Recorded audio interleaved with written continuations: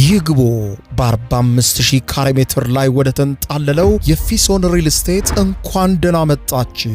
ቤቶቻችን ተጠናቀዋል። ይምጡና ይረከቡ።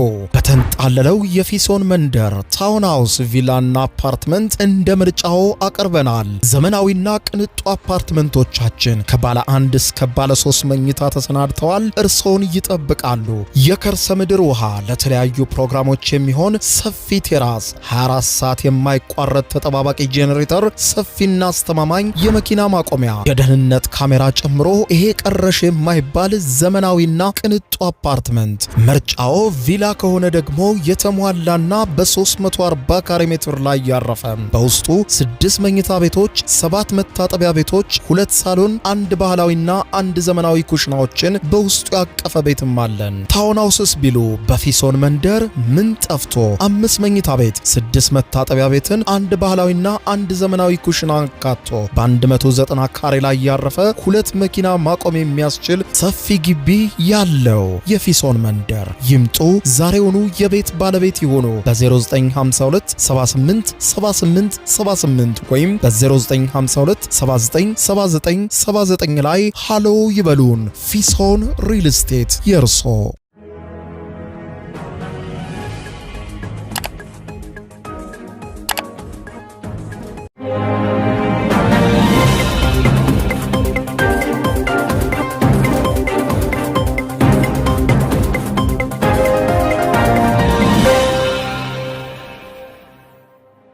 ጤና ይስጥልኝ ክብራትና ክብራን የዩቲዩብ ቻናል ቤተሰቦች፣ የሰዓቱን አጫጭር መረጃዎች ይዤ ቀርብ ያለው እስከ ፍጻሜ አብራችሁኝ ቆዩ። ክብራን አድማጮች፣ በርከት ያሉ መረጃዎች ዩቲዩብ ላይ ሲጫኑ ቀድመው ለእናንተ የማስታወቂያ መልእክት ወይም ኖቲፊኬሽን እንዲደርሷችሁና ዜናዎችን በፍጥነት እንድትከታተሉ የዩቲዩብ ቻናሌን ሰብስክራይብ በማድረግ የደወል ምልክቷን መጫን አትዘንጉ። ወደ ሰበር መረጃው ስናቀና ክብራን አድማጮች፣ የአሜሪካው ፕሬዝዳንት ዶናልድ ጄ ትራምፕ ድንገተኛ የጸሎትና የዝማሬ ጥሪ አቅርበዋል። ይኸውም መላው አሜሪካውያን ወደ ጎዳና ወጥተው የፊታችን ግንቦት 17 እግዚአብሔርን በጸሎትና በዝማሬ የሚያመሰግኑበት ቀን እንደሚሆን የጸሎትና የዝማሬ ቀን ማወጃቸውን አስታውቀዋል። እንዲሁም በሁሉም ትምህርት ቤቶች ተማሪዎች ከዚህ በኋላ መጽሐፍ ቅዱስ ይዘው እንዲሄዱና በሃይማኖትም በግልጽ እንዲነጋገሩ እንዲሁም በትምህርት ቤቶች አጓጉል ድርጊቶችን ከማስተማር ይልቅ ጸሎቶችን ማበረታታት እንደሚገባ ገልጸው ግንቦት 17 ግን በይፋ በሚሊዮኖች ጎዳና ወጥተን እንጸልያለን፣ እንዘምራለን። እግዚአብሔር አሜሪካን ገናናና ተፈሪ አድርጎ እስካሁን ድረስ በማቆየቱና ወደፊትም ስለሚጠብቃት እግዚአብሔርን በከፍተኛ ክብር እናመሰግናለን ብለዋል። ትራምፕ ይህንን ስል ተቃዋሚዎች ና እግዚአብሔርን የማይወዱ እንደሚነሱብኝ አውቃለሁ ሲሉ ያደረጉት ንግግር በርካቶችን እያነጋገረ ነው። ትራምፕ ለመሆኑ በመድረኩ ላይ ምን አሉ? አዲሱ የአሜሪካ የጸሎትና የዝማሬ አዋጅ ምን ይመስላል? ጉዳዩን በተመለከተ ከወደ አሜሪካ የተሰማውን ሰበር መረጃ እንደሚከተለው አስደምጣችኋለሁ። አብረን ዝርዝሩን እንከታተለው። በቅድሚያም የአሜሪካው ፕሬዝዳንት ዶናልድ ጄ ትራምፕ መላው አሜሪካውያንን ለጸሎትና ለዝማሬ ወደ አደባባይ እንዲመጡ መጥራታቸው ተሰማ። ፕሬዝዳንቱ የአሜሪካ የህብረት ጸሎትና መዝሙር ለማካሄድ ማቀዳቸውን የገለጹ ሲሆን መላው ህዝባቸው በጸሎትና በዝማሬ ፕሮግራሙ ላይ ተገኝቶ እግዚአብሔርን እንዲያመሰግን እፈልጋለሁ ብለዋል። የአሜሪካው ፕሬዝዳንት ዶናልድ ጄ ትራምፕ የፊታችን ግንቦት 17 ቀን በአሜሪካ መላው አሜሪካውያን የሚያካትት የህብረት ጸሎትና ዝማሬ ለማካሄድ ማቀዳቸውን ይፋ ያደረጉ ሲሆን ፕሬዝዳንቱ እንዳሉት ከሆነ የአሜሪካን የምስረታ 250ኛ ዓመት በዓል ምክንያት በማድረግ የጋራ ጸሎትና የመዝሙር ፕሮግራም ማዘጋጀት እንዳስፈለጋቸው ገልጸው ይህ ፕሮግራም አሜሪካ እንደ ሀገር በእግዚአብሔር ስር መሆኗን ዳግም የምናረጋግጥበት ነው ማለታቸውን የዘገበው ዩኤስ ቱዴይ ፕሬዝዳንቱ መንግስታቸው ሃይማኖትን ወደ ህዝብ ለመመለስ የሚያደርገውን ጥረት አንዱ አካል መሆኑን በይፋ ማስረዳታቸውን በማንሳት አብዛኞቹ የአሜሪካ መስራቾች ከክርስትና ህይወት ጋር የተገናኙ ቢሆንም በአሜሪካ ህገ መንግስት ግን መንግስትና ሃይማኖት ይህም መንግስት አንዱን ሃይማኖት ከሌላው እንዳያበላልጥ የተለየ ድጋፍም እንዳይሰጥ የሚከለክል መሆኑንም አመልክቷል። ፕሬዝዳንቱ አክለውም አንዳንድ ትልልቅ ፖለቲከኞች እግዚአብሔር የሚለውን ቃል ለመናገር በአሁኑ ሰዓት ፈቃደኛ አይደሉም ያሉት ትራምፕ እኔ ግን በኩራት መድረክ ላይ ቆሜ እጠራዋለሁ ካሉ በኋላ አሁን ሃይማኖት እየተመለሰ መሆኑ ያስደስተኛል፣ በእግዚአብሔር መሆናችን ያስደስተኛል በማለት ገልጸው አሁን ላይ እኔ ወደ ስልጣን ከመጣው በኋላ ብዙ የምናያቸው መልካም እንቅስቃሴዎችም አሉ ብለዋል።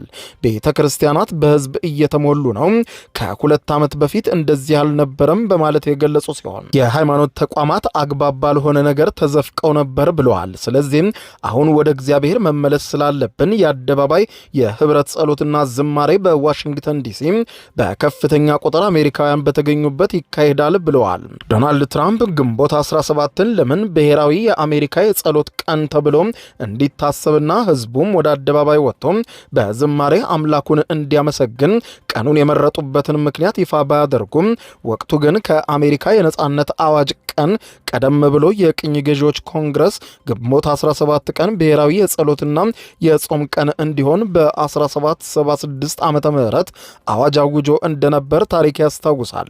ይህ በዚህ እንዳለ የአሜሪካ ሊካሄድ የታቀደው ይህ የጸሎትና የዝማሬ ስነ ስርዓት ምን እንደሚመስል የአሜሪካ 250ኛ ዓመትን በዓል በማስመልከት የተዘጋጀው ፍሪደም 215 ድረገጽ ባቀረበው መረጃ መሰረት በጸሎቱ ላይ ከአሜሪካ ሁሉም ግዛቶች ተወካዮች የሚካተቱ ሲሆን በዕለቱም እግዚአብሔር ለ250 ዓመታት አሜሪካን በክብርና በሞገስ ተፈሪና ገናና ሆና እንድትቆይ ስላደረጋት ምስጋና ለእግዚአብሔር እንደሚደረግለት ድረገጹ ሲገልጽ በዕለቱ በዝማሬ በንግግርና በትረካ መልክም እግዚአብሔር አሜሪካን ለ250 ዓመታት በኃይልና በሚያስደንቅ ሁኔታ አሜሪካን እንዴት እግዚአብሔር እንደሚጠብቃት የሚገልጹ ምስክርነቶች እንደሚሰሙ ያስታወቀ ሲሆን ይህም ክስተት በሕይወት ዘመን አንዴ የሚከናወን ብሔራዊ ትዕይንት በመሆኑ ሁሉም ሰው በስፍራው እንዲገኝም ፕሬዚደንቱ ዶናልድ ጄ ትራምፕ ጥሪ አቅርበዋል። ትራምፕ አክለውም ከዚህ በኋላ ትምህርት ቤቶቻችን በሙሉ የጸሎት አውድማ ይሆናሉ በማለት ገልጸው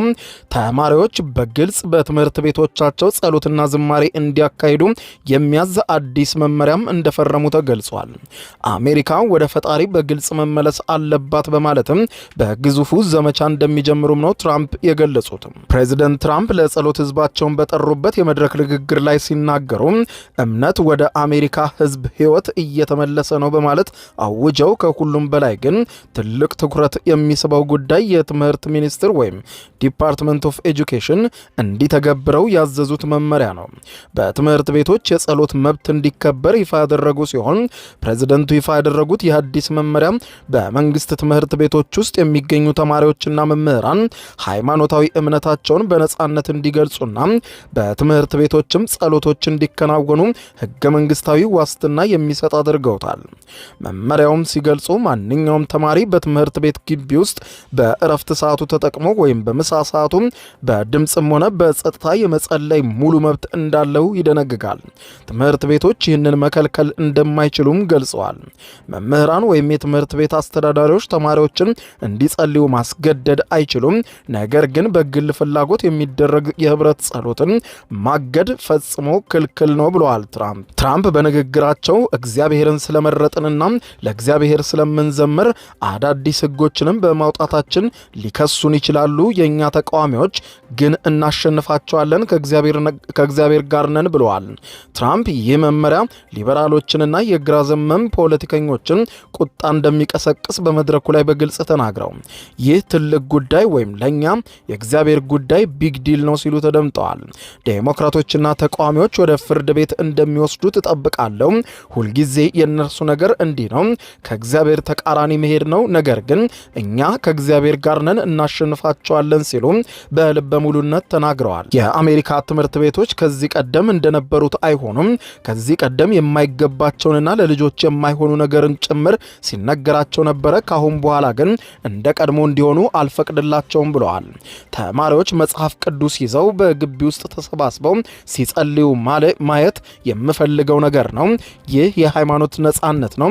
ተማሪዎች አጓጉል ነገር ከሚማሩ ይልቅ ከትምህርት ገበታቸው ጎን ለጎን የሃይማኖት ነጻነታቸው ተከብሮ መጽሐፍ ቅዱሶቻቸውን ይዘው በኩራት ወደ ትምህርት ቤት እንዲሄዱ ይገባቸዋልም ብለዋል።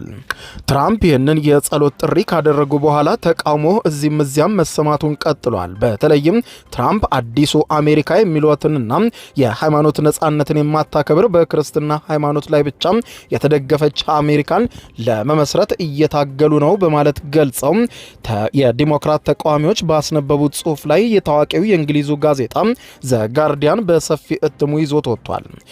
የአሜሪካው ፕሬዝደንት ዶናልድ ጄ ትራምፕ አስተዳደር በክርስትና እምነት መርህ ብቻ የምትመራ አሜሪካን ለመፍጠር እየተንቀሳቀሰ ነው በማለት ገልጸው የትራምፕና የሃይማኖት የቀኝ ክንፍ ጋብቻ ሲል በጠራው በዚህ ዘገባ ላይ ፕሬዝደንቱ ለሁለተኛ ጊዜ ወደ ስልጣን ከመጡ በኋላ የአሜሪካን የመንግስት መዋቅር ለክርስቲያኖች ምቹ እንዲሆን እያደረጉና እየቀረጹት ነው። ይህ ደግሞ ፈጽሞ አይሆንም። ትራምፕ ይህንን የሚያደርጉበት የተለያዩ ምክንያት አለ በማለት ተችቷቸዋል። ጋዜጣው አንደኛው ውለታ ለመክፈል ነው በማለት ገልጾ ዘጋርዲያን እንዳስነበበው ከሆነ ትራምፕ በምርጫ ወቅት ከወንጌላውያንና ከካቶሊክ አብያተ ክርስቲያናት ያገኙት ከፍተኛ ድጋፍን ታሳቢ በማድረግ አሁን ላይ የሚያሳልፏቸው በሙሉ ውሳኔዎችም የውለታን ለመመለስ ነው ብለዋል። ውለታን ለመመለስም ሹመቶችን በተመለከተ ወሳኝ የሆኑ የመንግስት ቦታዎች ላይና የፌዴራል ፍርድ ቤቶች ላይ ጠንካራ የሃይማኖት አቋም ያላቸውን ሰዎች እየሾሙ ነው። የህግ ቀረጻንን በተመለከተ መጽሐፍ ቅዱሳዊ እሴቶችን መሰረት ያደረጉ ህጎችንና መመሪያዎችን እንደ ትምህርት ቤት የጸሎትና የጽንስ ማቋረጥ ክልከላዎችን የመሳሰሉትን ከመጽሐፍ ቅዱስ ይጋጫሉ በማለት ትዕዛዞችን ማውጣታቸውን በዲሞክራቶቹ በኩል ተቀባይነት እንደሌለው ይገልጻል። የክርስቲያኖች ብሔርተኝነትንም እየፈጠሩ ነው በማለት የተቸው ጋዜጣው ሪፖርቱ በዋናነት የሚያተኩረውም በተለይም ክርስቲያን ናሽናሊዝም በማለት የጠራው ወይም አሜሪካውያን የክርስቲያኖች ብቻ ናት የሚለውን አስተሳሰብ ላይ ጥገኛ ሆኗል በማለት ተችተዋቸዋል። የቤተ ክርስቲያንና የመንግስት መለያየት እየተከበረ አይደለም በማለትም ገልጿል። ሌላኛው ኢላማ የተደረጉ ማህበረሰቦች ነው በማለት ገልጾ ፕሬዚደንት ዶናልድ ጄ ትራምፕ ወደ ስልጣን ከመጡ በኋላ በተለይም የግብረ ሰዶም እንቅስቃሴዎችን ሙሉ በሙሉና በከፊል ያገዱ ሲሆን በትምህርት ቤቶችና በሕክምና ተቋማት ውስጥ ይሰጥ የነበረውን በተለይም ደግሞ ጾታን የማቀያየር እርምጃ ሙሉ በሙሉ እንዲቆም ማድረጋቸውን በመግለጽ ይህ በዲሞክራቶቹ ዘንድ እየተተቹበት ያለ ነገር ቢሆንም በበርካታ ቤተሰቦች ዘንድ ግን ተቀባይነትን አግኝቷል። ትራምፕ ከወሰዷቸው እርምጃዎች መካከልም ይህ እንደ ትልቅ ይጠቀስላቸዋልም ብለዋል። ሌላኛው በሴቶች ጉዳይ ያሳለፉት ሲሆን የጽንስ ማቋረጥ መብትን ወይም በፌዴራል ደረጃ ሙሉ ለሙሉ ለማገድ ወይም ለመገደብ የሚያደርጉትን ጥረትም አጠናክረው መቀጠላቸውን ጋዜጣው ጠቅሷል። የሲቪል መብት ተከራካሪዎች ለጋዜጣው እንደሚናገሩት ትራምፕ እየገነቡት ያለው አሜሪካ ለሁሉም ዜጎች እኩል የሆነች ሴኩላር ሀገር ሳትሆን የአንድ እምነትን የበላይነትን ሊያራምዱ ነው በማለት በትራምፕ ላይ ተቃውሞ ማሰማታቸውን ጋዜጣው በዘገባው ላይ አስነብቦታል። የሆነ ሆኖ ፕሬዚደንት ዶናልድ ጄ ትራምፕ እኔ በማሳልፋቸው መጽሐፍ ቅዱሳዊ ውሳኔዎች የዲሞክራት መሪዎች እኔን ሊቃወሙኝ ይችላሉ፣ ነገር ግን ሊያስቆሙኝ አይችሉም ሲሉ በመድረኩ ላይ በግልጽ ተናግረው አምላካችንን እግዚአብሔር እንድናመሰግን ለፊታችን ግንቦት 17 ተዘጋጁ ሲሉ ለሕዝባቸው ይፋዊ ጥሪ አቀርበዋል። በሺና በሚሊዮኖች ጎዳና ላይ ፈሰን እግዚአብሔርን እናመሰግናለን ሲሉም ተደምጠዋል። ክቡራን አድማጮች ለሰዓቱ ብታደምጧቸው መልካም ናቸው ያልኳቸው የአጫጭር መረጃዎች የሰማችኋቸው ናቸው። ከሰዓታት በኋላ በሌላ መረጃ ተመልሰን እስከምንገናኝ በያለንበት የዓለም ዳር ቸር እንቆይ።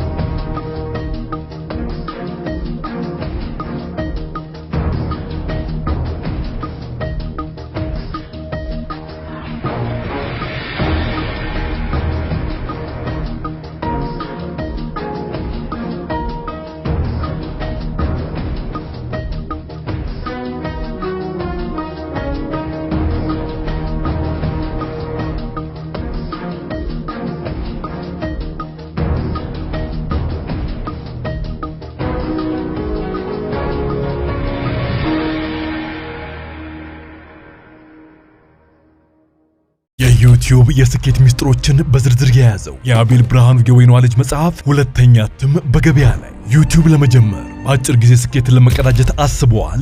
ዩቲዩብ ብጀምር ስንት ብር አገኘሁም ብሎ አስበዋል? እንግዲያውስ በዩቲዩብ 2 የወርቅ 3 የብር ሽልማቶችን ያገኘው የአቤል ብርሃኑ የወይኗ ልጅ የዩቲዩብ ሚስጥሮች መጽሐፍ በዝርዝር ሁሉንም ያብራራሉታል። ዛሬውኑ ገዝተው ህልሞን እውን የሚያደርጉበትን የዩቲዩብ የስኬት መንገድ ይጀምሩ። በሀገር ቤት አከፋፋይ አዲስ አበባ ሜክሲኮ ኮሜርስ መጽሐፍት መደብር። በውጭ ሀገራት ለምትገኙ ከአማዞን ላይ ብታዙ በቀናት ውስጥ ደጁ ይደርሳል። የአማዞን ሊንኩን እዚህ ቪዲዮ ኮሜንት ላይ ያገኙታል። የዩቲዩብ ሚስጥሮች፣ ዘመኑ ጋር ተፈላጊ መጽሐፍ።